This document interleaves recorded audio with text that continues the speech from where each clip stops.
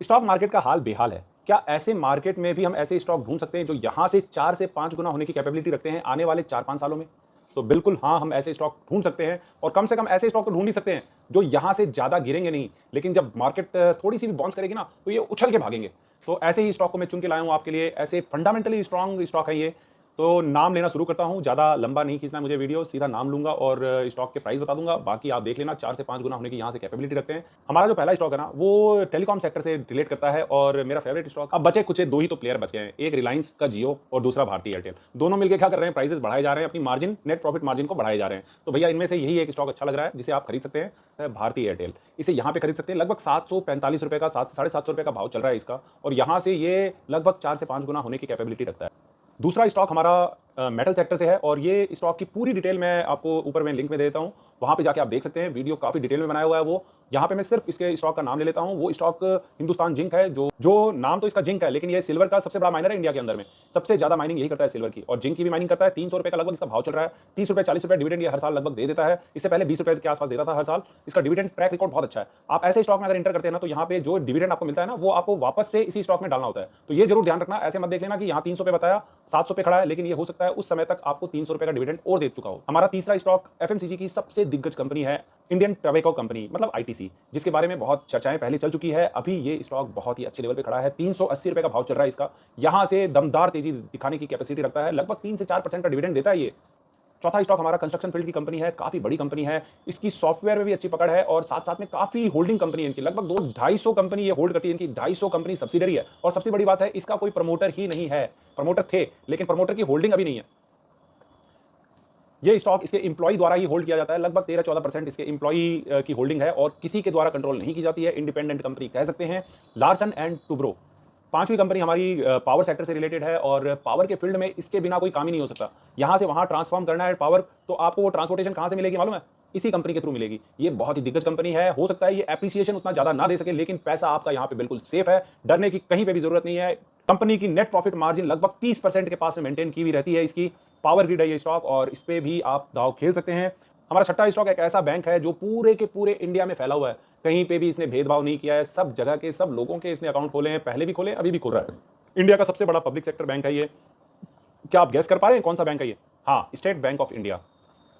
524 रुपए का इसका भाव चल रहा है। यहां से ये 2000-2500 रुपए की कैपेसिटी रखता है। यहां तक आसानी से जा सकता है आने वाले 5-6 सालों के अंदर अंदर।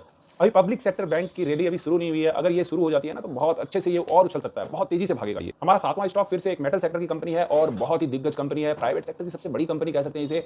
हालांकि जेएसडब्ल्यू सबसे बड़ी कंपनी है, लेकिन ये सेकंड नंबर पे आती है टाटा स्टील। लगभग 105 रुपए का भाव चल रहा है। यहां से ये 600-700 रुपए की कैपेसिटी रखता है जाने की। यहाँ पे जो भी मैं स्टॉक बता रहा हूँ ना वो लगभग 5 साल के लिए मैं बता रहा हूँ, और इनमें जो स्टॉप लॉस रहेगा ना वो 50% रहेगा। मतलब समझ लीजिए 100 रुपये में बताया ना तो 50 रुपये उसका स्टॉप लॉस रहेगा, और यहाँ से 5 गुना होने की इसकी कैपेसिटी रहेगी सारे स्टॉक्स की। तो जहाँ हाफ हो तो आप निकल जाएं, वहाँ पे सोचना नहीं है, क्योंकि दूसरे स्टॉक आपको संभाल लेंगे। हमारा आठवां स्टॉक एक हाई डिविडेंड पेइंग कंपनी है। लगभग 10 से 11% ये डिविडेंड दे देती है, और ये बहुत ही पुरानी कंपनी है, और ये भी पावर सेक्टर को फाइनेंस करने वाली कंपनी है। इसका नाम है आरईसी। ये एक एनबीएफसी है और बहुत पुरानी कंपनी है। गवर्नमेंट ऑफ इंडिया इसके अंदर में काफी अच्छा स्टेक होल्ड करती है। इस कंपनी का भाव 117 रुपए चल रहा है। इस कंपनी का नाम है आरईसी। ये लगभग 12 रुपए 13 रुपए के आसपास हर साल आपको डिविडेंड दे देती है। हमारा 9th स्टॉक जो है ना वो भी एक पावर सेक्टर की कंपनी है और काफी पुरानी कंपनी है, और 2008 में इसकी लिस्टिंग हुई थी, और ये बहुत सालों तक लोगों को तरसा के रखा है, और इसने अपने भाव को अभी तक नहीं तोड़ा था। अभी ये जस्ट निकलना शुरू हुआ है और एक चाल इसने दिखाई है, और यहाँ से ये बहुत कैपेसिटी रखता है। 40 रुपए का स्टॉक है ये। लगभग 400 रुपए तक जाने की इसमें क्षमता है। ये कोई और स्टॉक नहीं है, ये है एनएचपीसी। यही एक सबसे छोटा स्टॉक है जो मैं इसमें रिकमेंड कर रहा हूँ। हमारा 10th स्टॉक और 11th स्टॉक है ना, दोनों ऑटो सेक्टर की कंपनी है और बहुत ही दिग्गज कंपनी है ये। थार कंपनी का मैन्युफैक्चरर है ना, वही अपनी ये कंपनी है, और 1167 रुपए इसके भाव चल रहा है। 1170 रुपए मान सकते हैं, 1200 रुपए के आसपास आप मान सकते हैं। यहाँ से ये लगभग 5000-6000 जाने की कैपेसिटी रखता है और बहुत स्पीड से निकलने की कैपेसिटी रखता है। बहुत अच्छे प्राइस है। ऐसे फॉलिंग मार्केट में भी ये स्टॉक उतना ज्यादा फॉल नहीं किया है। यही इसकी कैपेसिटी है, यही इसको दिखाती है कि ये दूसरों से अलग है, और यही सबसे पहले भागेगी, आप देख लेना। ये कोई और कंपनी नहीं है, महिंद्रा एंड महिंद्रा है। लगभग 1167 रुपए इसका भाव चल रहा है। यहाँ से अगर खरीदते हैं तो 5 से 6000 रुपए भाव जाने की कैपेसिटी है। और हमारा नेक्स्ट स्टॉक भी महिंद्रा एंड महिंद्रा की एक सब्सिडरी है। इसके ऊपर मैंने एक डिटेल वीडियो बनाया हुआ है, वो भी मैं लिंक पे दे देता हूँ। आप चाहें तो उसे जाके देख सकते हैं, पूरा डिटेल में एनालिसिस की हुई है। यह है महिंद्रा एंड महिंद्रा सीआईई। इसका भाव आज की डेट में 353 रुपए 353 रुपीज चल रहा है। यहाँ से ये 1500 रुपए जाने की कैपेसिटी रखता है।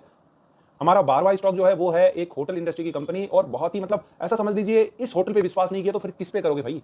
ताज होटल आपको पता है ना, बस इसी की ये पेरेंट कंपनी है, और यही कंपनी है वो इस कंपनी का लिस्टेड नेम है इंडियन होटल।